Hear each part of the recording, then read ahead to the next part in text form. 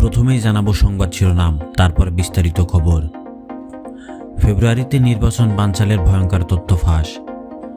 ভারতে প্রশিক্ষণ নিয়ে দেশে ফিরছে 2500 ছাত্রলীগ নেতাকর্মী। দেশপ্রেমিক 50 ব্যক্তি উচ্চ ঝুঁকিতে আছে। এবং সর্বশেষ জানাবো দিল্লি বাংলাদেশের হাইকমিশনারে ফের হামলা, নিশ্চুপ পুলিশ। এতক্ষণ শুনছিলেন সংবাদ শিরোনাম, এখন থাকছে বিস্তারিত। বাংলাদেশের ভূরাজনৈতিক মানচিত্রের অস্থিরতা কিছুটা আতঙ্কের ছায়া ঘনীভূত হচ্ছে। গত বছরের 5 আগস্টে ছাত্র জনতার ঐতিহাসিক বিপ্লবের পর রাষ্ট্রের সার্বভৌমত্ব ও জনগণের মৌলিক অধিকারের প্রশ্নে যারা আপোষহীন তাদের টার্গেট করা হচ্ছে। বিশেষ করে ভারতের একাধিক নীতি ও আধিপত্যবাদের বিরুদ্ধে যারা রাজপথে এবং কলমে সোচ্চার, তাদের স্তব্ধ করার এক সুদূরপ্রসারী নীল নকশা বাস্তবায়নের কিছু গুরুত্বপূর্ণ ইঙ্গিত পাওয়া যাচ্ছে নিরাপত্তা সংস্থাগুলোর। সম্প্রতি ইনকিলাব মঞ্চের সংগঠক শরীফ ওসমান হাদির উপর প্রকাশ্য দিবালোকে সাবেক ছাত্রলীগ নেতা ফয়সাল কবির মাসুদের গুলি এই আতঙ্ককে রাজপথ থেকে নীতি নির্ধারণী মহলে নিয়ে এসেছে। নিরাপত্তা সংশ্লিষ্টদের মতে বাংলাদেশের অভ্যন্তরীণ রাজনীতিতে দিল্লির প্রভাবমুক্ত স্বাধীন পররাষ্ট্রনীতির দাবি তোলা ব্যক্তিরাই এখন একটি বিশেষ হিট লিস্টের লক্ষ্যবস্তু। সংশ্লিষ্ট সূত্রগুলোর তরফ থেকে জানা গেছে এ টার্গেট কিলিং বা দাবানলের পরিকল্পনা অন্তত নিখুঁত ও বহুমুখী। সরাসরি কোনো রাষ্ট্রীয় বাহিনীকে সামনে না এনে ছায়া সংগঠন, ভারতীর ক্যাডার এবং ডিজিটাল ট্রল আর্মি ব্যবহার করা হচ্ছে। এই প্রক্রিয়ায় 3টি স্তর লক্ষ্য করা যায়। প্রথম, সামাজিক যোগাযোগ মাধ্যম টার্গেট ব্যক্তিদের ভারত বিদ্বেষী, উগ্রবাদী বা সাম্প্রদায়িক তকমা দিয়ে তাদের জনবিচ্ছিন্ন করার চেষ্টা করা হয়, যাকে বলা হচ্ছে শিকারের পরিবেশ তৈরি করা। দ্বিতীয়, বিশেষ নজরদারির মাধ্যমে তাদের গতিবিধি ও ব্যক্তিবর্গ অবস্থানে ট্র্যাক করা। তৃতীয়, সুযোগ বুঝে শারীরিক হামলা বা ডিজিটাল স্পেস থেকে তাদের সরিয়ে দেওয়ার মাধ্যমে নিষ্ক্রিয় করা হয়। হাদির উপর হামলার পর উচ্চ পর্যায়ে নিরাপত্তা সূত্রগুলো মনে করছে এটি কেবল ব্যক্তিগত হামলা নয়, বরং বাংলাদেশের সার্বভৌমত্বের পক্ষে কথা বলা ব্যক্তিদের মেরুদণ্ড ভেঙে দেওয়ার একটি বৈশ্বিক ও আঞ্চলিক চক্রান্তের অংশ। বিশ্লেষকদের মতে ভারতীয় আধিপত্য কেবল রাজনৈতিক নয়, এটি বর্তমানে সাংস্কৃতিক ও অর্থনৈতিক ক্ষেত্রেও শিকড় গেড়েছে, যা তিস্তা চুক্তি, সীমান্ত হত্যা, অসম বাণিজ্য কিংবা দেশের অভ্যন্তরীণ রাজনীতির দিল্লির অহেতুক হস্তক্ষেপ নিয়ে তথ্য নির্ভর প্রশ্ন তোলে। তারা সরাসরি একটি শক্তিশালী স্বার্থ গোষ্ঠীর পক্ষে রায় হয়ে দাঁড়ায়। দীর্ঘ 1.5 দশকের পরে আওয়ামী লীগ সরকার ভারতের সঙ্গে যেসব গোপন বা অসম চুক্তি করেছিল সেগুলোর স্বরূপ যারা জনসম্পর্কে উন্মোচন করেছে তারাই এখন ঘাতকদের মূল টার্গেট। বিশেষ করে আবরার ফাহাদের উত্তরসূরি হিসেবে তারা তরুণ প্রজন্মকে সার্বভৌমত্বের প্রশ্নে ঐক্যবদ্ধ করেছে। তাদের মধ্যে ভয় ছড়িয়ে দেওয়াই এই কিলিং মিশনের মূল উদ্দেশ্য। উদ্ভট পরিস্থিতিতে গোয়েন্দা সংস্থাগুলো এবং ছাত্র জনতা বিপ্লবের পক্ষে শক্তিগুলো সমন্বিতভাবে একটি তালিকা তৈরি করেছে, যাদের জীবন নিরাপত্তা এখন সর্বোচ্চ ঝুঁকিতে মনে করা হচ্ছে। সরকারের উচ্চ পর্যায়ে সবুজ সংকেতের পর ইতিমধ্যে প্রায় 50 জন গুরুত্বপূর্ণ ব্যক্তির নিরাপত্তা বিশেষ ব্যবস্থা নেওয়ার প্রক্রিয়া শুরু হয়েছে। এই তালিকায় রয়েছে বিএনপি ভারপ্রাপ্ত চেয়ারম্যান তারেক রহমান, যিনি দীর্ঘ 1.5 দশক ধরে জাতীয়তাবাদী শক্তির প্রধান উৎস ও আধিপত্যবাদের বিরুদ্ধে কঠোর অবস্থান নিয়েছেন। জামাতে আমির ডাক্তার শফিকুর রহমানও এই তালিকায় রয়েছে, যিনি ফ্যাসিবাদের পতন পরবর্তী সময়ে স্বাধীন পররাষ্ট্রনীতির পক্ষে সবচেয়ে বেশি সোচ্চার। বরাবরই দলটি ভারতীয় এস্টাবলিশমেন্টের চক্ষুশূল।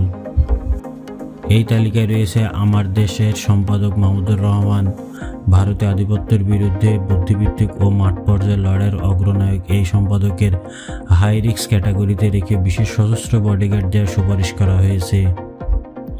এছাড়া তালিকায় রয়েছে এবি পার্টির 2 শীর্ষ নেতা মুজিবুর রহমান মঞ্জু ও ব্যারিস্টার আসাদুজ্জামান ফুয়াদ, দেশ বিরোধী ছাত্র আন্দোলনের 2 সমন্বয়ক ও বর্তমান সরকারের উপদেষ্টা হিসেবে দায়িত্ব পালন করা নাহিদ ইসলাম ও আসিফ মোহাম্মদ সজীব ভুঁইয়া, এনসিপির সদস্য সচিব আক্তার হোসেন, ছাত্র আন্দোলনের প্রভাবশালী 2 মুখ হাসনাত আবদুল্লাহ ও শারজিস আলম, গণ অধিকার পরিষদের শীর্ষ নেতা নুরুল হক নূর ও রাশেদ খান, হেফাজতে ইসলামের মাওলানা আমানুল হক, ইসলাম আন্দোলনে বাংলাদেশ আমির মুফতি রেজাউল করিম ও জুলাই 24-এর ইকরামুল হাসান ফাহিম ফরাজি এবং বাংলাদেশের আল আলী হাসান জুনায়েদ নামেও রয়েছে এই তালিকায়।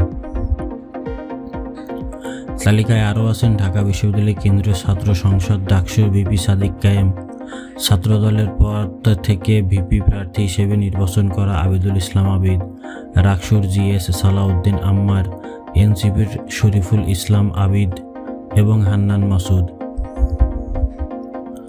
ডাকসুর নেত্রী ফাতেমা তাসনিম জুমা ও ছাত্রনেতা বিন ইয়ামিন মোল্লার নামও রয়েছে ঝুঁকিপূর্ণ এই তালিকায়।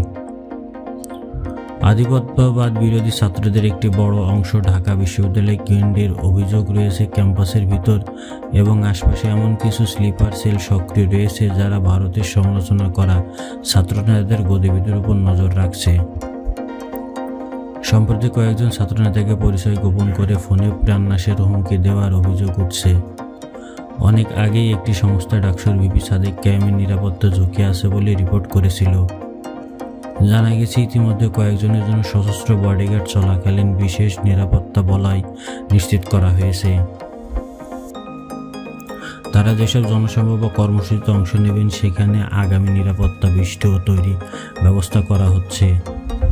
নিরাপত্তা সংশ্লিষ্ট সূত্রে জানা গেছে বরাবর আওয়ামী লীগ হামলা শিকার হয় ভারতীয় হেজিমনির বিরুদ্ধে বাংলাদেশের সবচেয়ে সোচ্চার ব্যক্তি মাহমুদুর রহমানের নিরাপত্তা দেওয়ার বিষয়ে সরকারের পক্ষ থেকে প্রস্তাব দেওয়া হলে তিনি বিষয়টি বিবেচনা করতে সময় চেয়েছেন।